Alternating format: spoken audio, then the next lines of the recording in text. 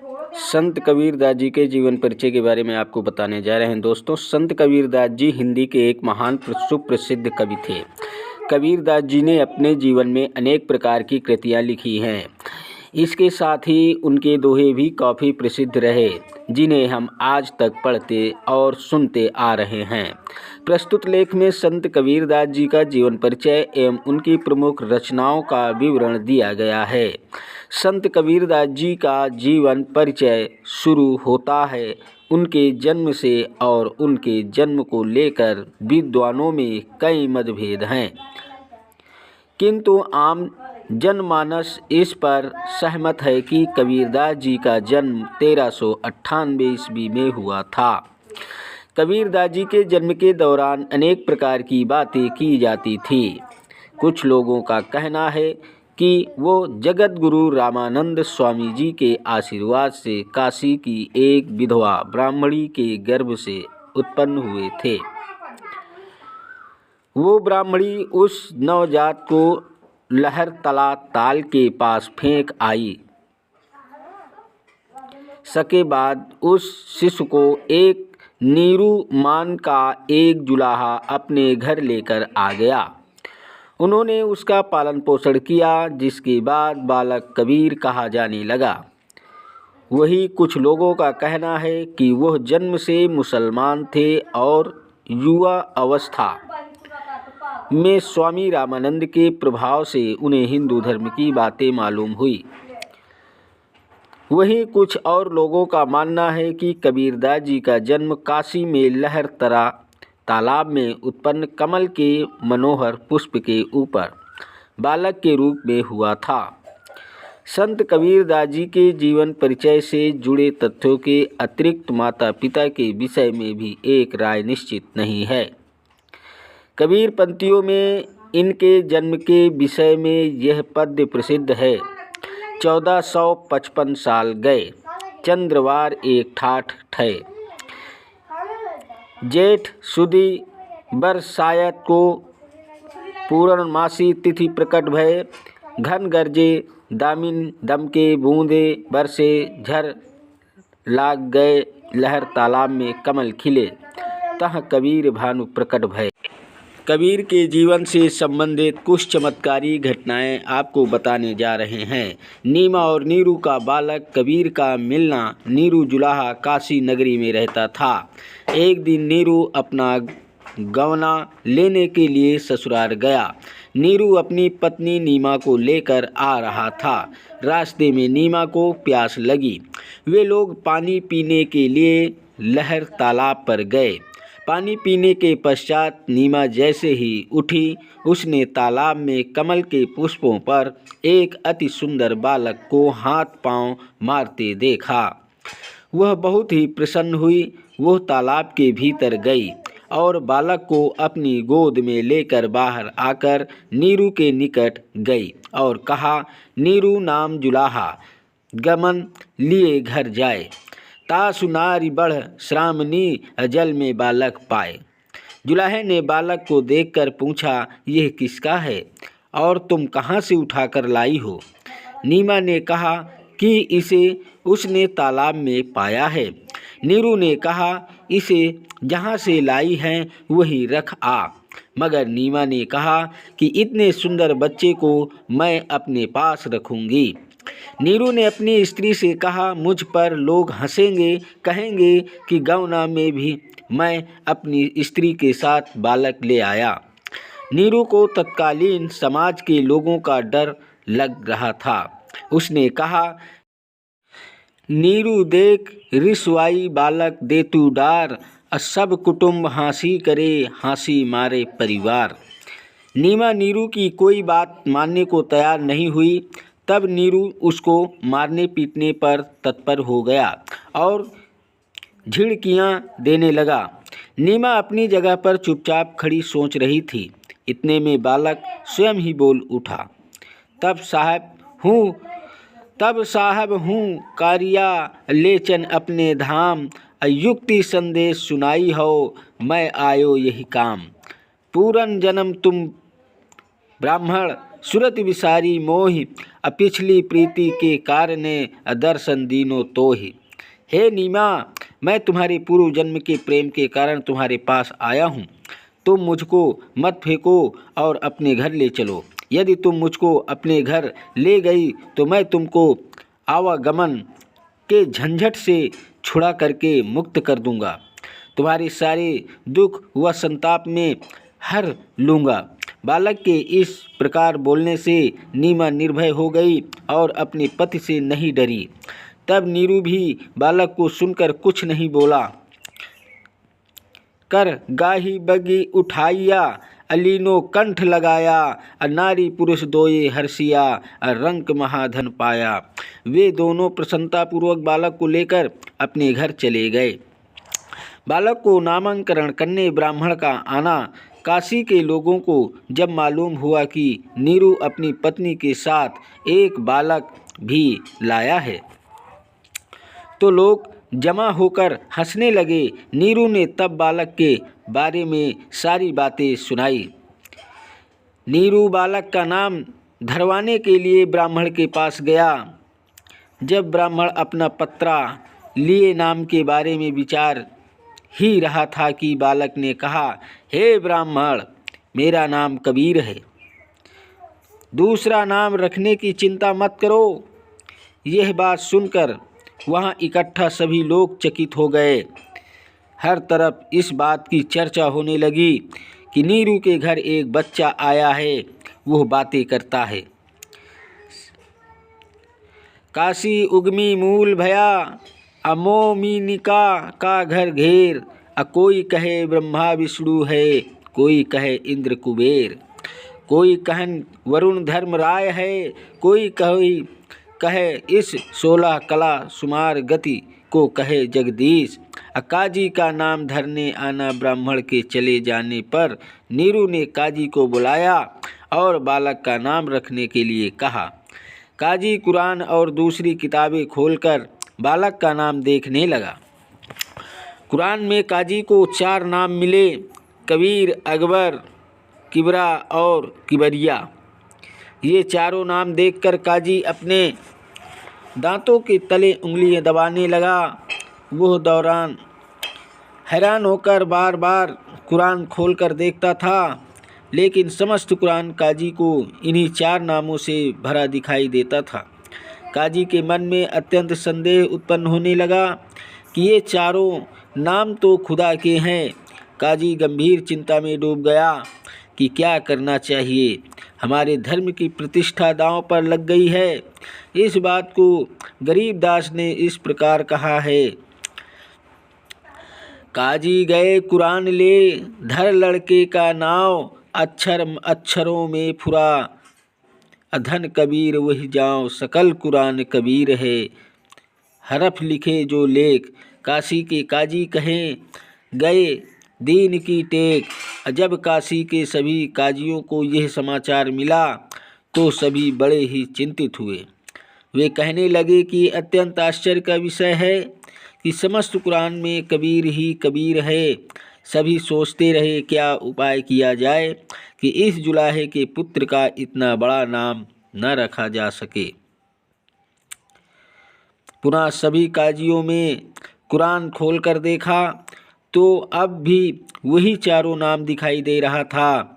काजियों द्वारा नीरू को कबीर की हत्या कर देने की सलाह देना।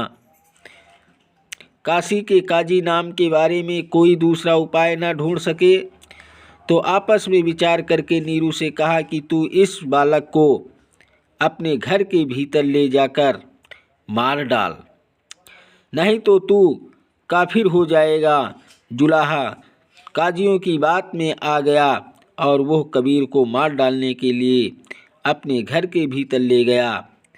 नीरू जुलाहे ने कबीर के गले पर छुरी मारना शुरू कर दिया। वो छुरी गले में एक ओर से दूसरी ओर पार निकल गई। न कोई जख्म हुआ और न ही खून का एक बूंद भी निकला। इतना ही नहीं, गर्दन पर छुरी का चिन्ह भी नहीं था।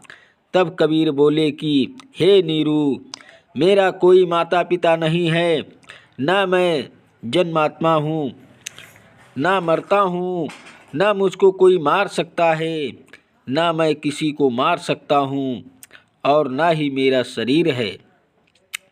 तुमको दिखाई देने वाला शरीर तुम्हारी भावना मात्र शब्द रूपी है। यह बात सुनकर जुलाहा और जुलाहिन अत्यंत भयभीत हुए। इसके साथ साथ समस्त काशी में हुल्लड़ मच गया कि बालक वार्तालाप करता है। अंत में विवश होकर काजियों ने बालक का नाम कबीर ही रखा। कोई इसको बदल ना सका। बालक कबीर का दूध पीना। बालक कबीर नीरू के घर में कुछ खाते पीते नहीं थे। इसके बावजूद उसके शरीर में किसी तरह की कोई कमी नहीं हो रही थी। नीरू और नीमा को इस बात पर चिंता हुई। वे दोनों सभी लोगों से पूछने फिरते कि बालक क्यों नहीं खाता है, उसको खाना खिलाने का क्या उपाय हो सकता है। दूध पीवे ना अन्न खावे, अन्न पहने झुलंत, अधर अमान ध्यान में कमल कला फूलंत। नीमा और नीमू की बात सुनकर प्रत्येक व्यक्तियों ने अपने अपने विचार दिए और कई ने तो प्रयोग भी करके देखा, पर कोई लाभ नहीं। अंत में किसी व्यक्ति ने नीरू को सलाह दी कि रामानंद जी से मिलना चाहिए।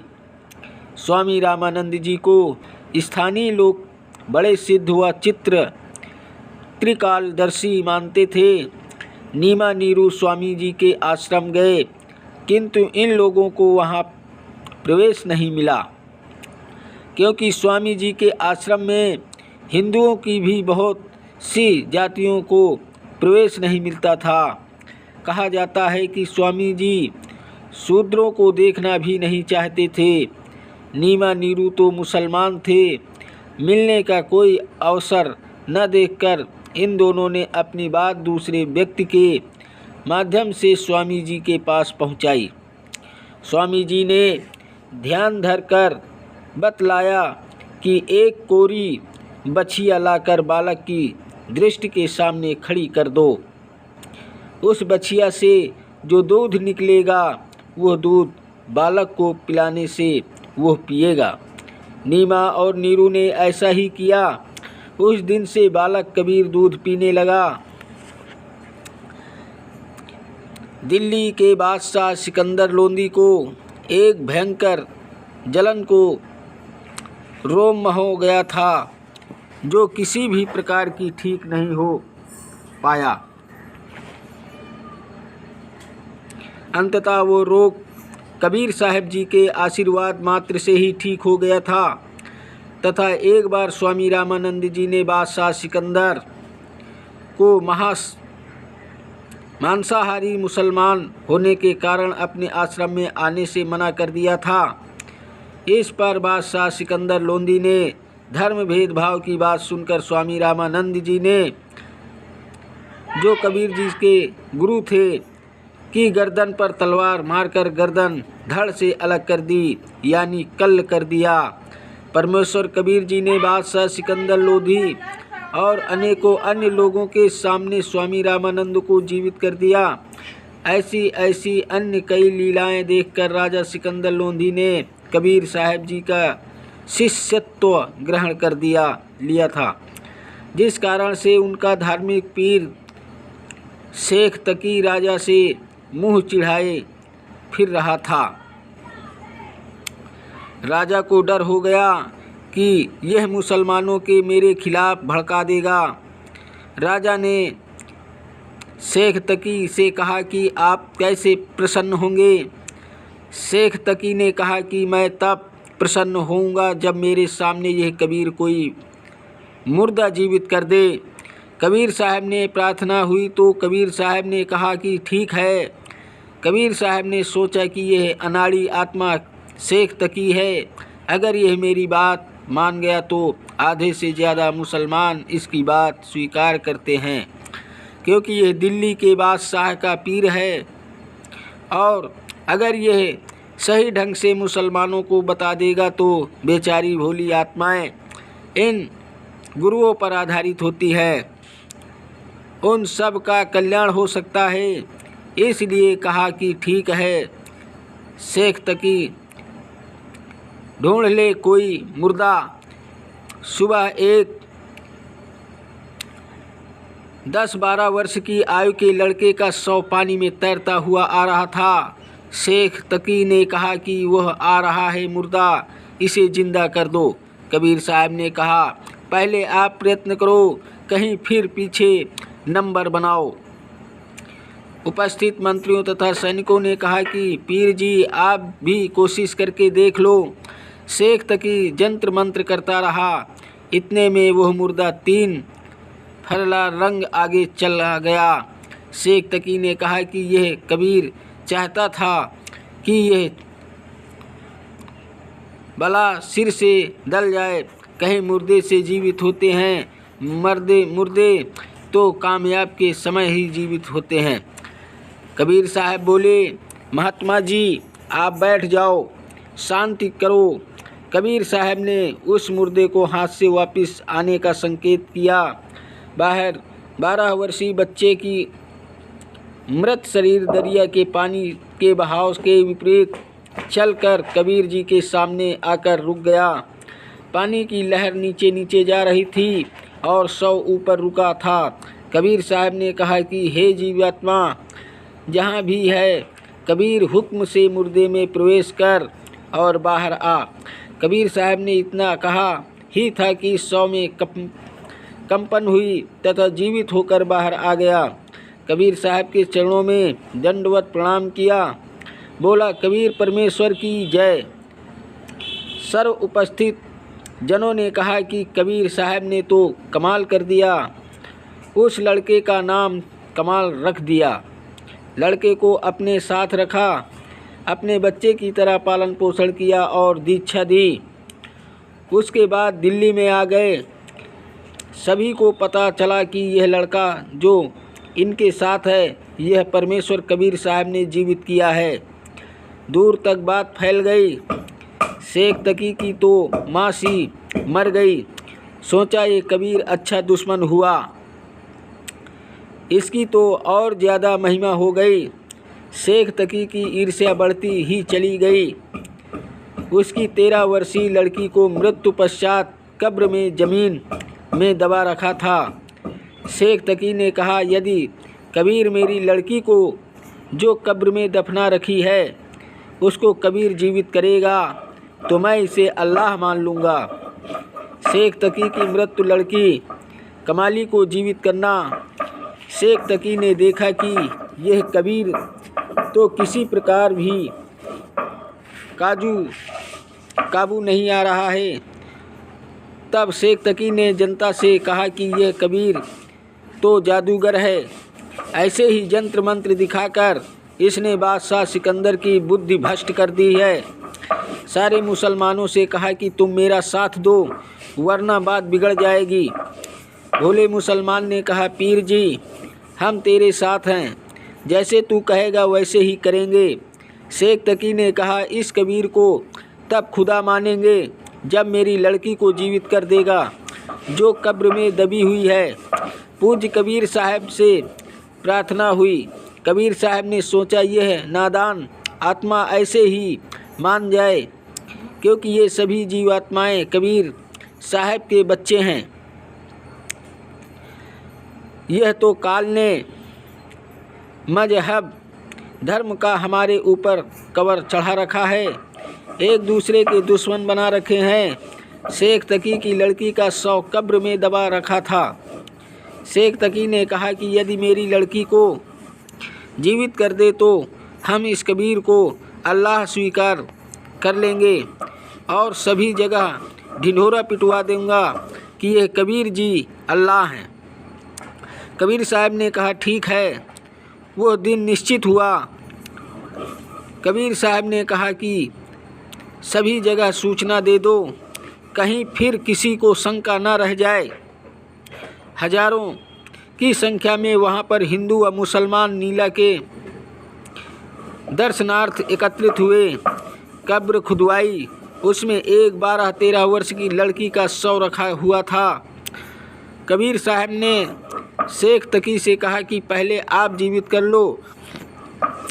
सभी उपस्थित जनों ने कहा कि कहा है कि महाराज जी, यदि इसके पास कोई ऐसी शक्ति होती तो अपने बच्चे को कौन मारने देता।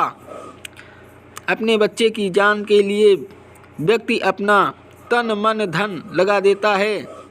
हे दीनदयाल, आप कृपा करो। पूज्य कबीर परमेश्वर ने कहा कि हे शेख तकी की लड़की, जीवित हो जा। 3 बार कहा, लेकिन लड़की जीवित नहीं हुई। शेख तकी ने तो भंगड़ा पा लिया, नाचे कूदे की देखा ना, पाखड़ी का पाखंड पकड़ा गया। कबीर साहब उसको नचाना चाहते थे कि इसको नाचने दें। कबीर राज तजना सहज है, सहज क्रिया का लेह। अमान बड़ाई ईर्ष्या दुर्लभ तजना ये। मान बड़ाई ईर्ष्या का रोग बहुत भयानक है। अपनी लड़की को जीवित न होने का दुख नहीं, कबीर साहब की पराजय की खुशी मना रहा था। कबीर साहब ने कहा कि ठीक जाओ महात्मा जी, शांति रखो। कबीर साहब ने आदेश दिया कि हे जीवात्मा, जहाँ भी है कबीर आदेश से इस 100 में प्रवेश करो और बाहर आओ। कबीर साहब का कहना ही था कि इतने में 100 में कंपन हुई और वह लड़की जीवित होकर बाहर आई। कबीर साहब ने चरणों में दंडवत प्रणाम किया। उस लड़की ने 1.5 घंटे तक कबीर साहब की कृपा से प्रवचन किए। कहा है, भोली जनता, ये भगवान आए हुए हैं, पूर्ण ब्रह्म उन्नत कोटि ब्रह्मांड के परमेश्वर हैं। क्या तुम इसको एक मामूली जुलाहा मान रहे हो? हे भूले भटके प्राणियों, ये आपके सामने स्वयं परमेश्वर आए हैं। इनके चरणों में गिरकर अपने जन्म मरण की दीर्घ रोग कटवाओ और सत्य लोक चलो, जहाँ पर जाने के बाद जीवात्मा जन्म मरण के चक्कर से बच जाती है। कमाली ने बताया कि इस काल के जाल से बंदी छोड़ कबीर साहब के बिना कोई नहीं छुटवा सकता। चाहे हिंदू पद्धति से तीर्थ व्रत, गीता, भागवत, रामायण, महाभारत, पुराण, उपनिषद, वेदों का पाठ करना, राम कृष्ण ब्रह्मा विष्णु शिव, शेरावाली आदि माया आदि भवानी, प्रकृति देवी ज्योति निरंजन की उपासना भी क्यों ना करें। जीव 84 लाख प्राणियों के शरीर में कष्ट से नहीं बच सकता और मुसलमान पद्धति से भी जीव काल के जाल से नहीं छूट सकता। जैसे रोजे रखना, ईद बकरीद मनाना, 5 वक्त नमाज करना, मक्का मदीना में जाना, मस्जिद में बंद लेना आदि समर व्यर्थ है। कमाली ने सर्व उपस्थित जनों को संबोधित करते हुए अपने पिछले जन्मों की कथा सुनाई, जो उसे कबीर साहब की कृपा से याद हो आई थी। कबीर साहब ने कहा कि बेटी, अपने पिता के साथ जाओ। वो लड़की बोली, मेरे वास्तविक पिता तो आप हैं, यह तो नकली पिता है। इसने तो मैं मिट्टी में दबा दी थी। मेरा और इसका हिसाब बराबर हो चुका है। सभी उपस्थित व्यक्तियों ने कहा कि कबीर परमेश्वर ने कमाल कर दिया। कबीर साहब ने लड़की का नाम कमाली रख दिया और अपनी बेटी की तरह रखा और नाम दिया। उपस्थित व्यक्तियों ने हजारों की संख्या में कबीर परमेश्वर से उपदेश ग्रहण किया। अब शेख तकी ने सोचा कि यह तो और भी बात बिगड़ गई, मेरी तो सारी प्रभुता गई। इस तरह कबीर साहब को वे 2 बच्चे मिले। लड़के का नाम कमाल तथा लड़की का नाम कमाली था, जिनके वे जैविक पिता नहीं थे, पालक पिता थे। दोस्तों, ये वीडियो आपको कैसी लगी? यदि अच्छी लगी हो तो लाइक, शेयर और सब्सक्राइब जरूर कीजिएगा और चैनल पर नए हैं तो बेल वाली घंटी दबाना मत भूलिएगा, ताकि आपको इसी प्रकार की नोटिफिकेशन हमेशा मिलती रहे। थैंक यू सो मच मेरा यूट्यूब वीडियो देखने का। आप सभी को नमस्ते, जय हिंद दोस्तों।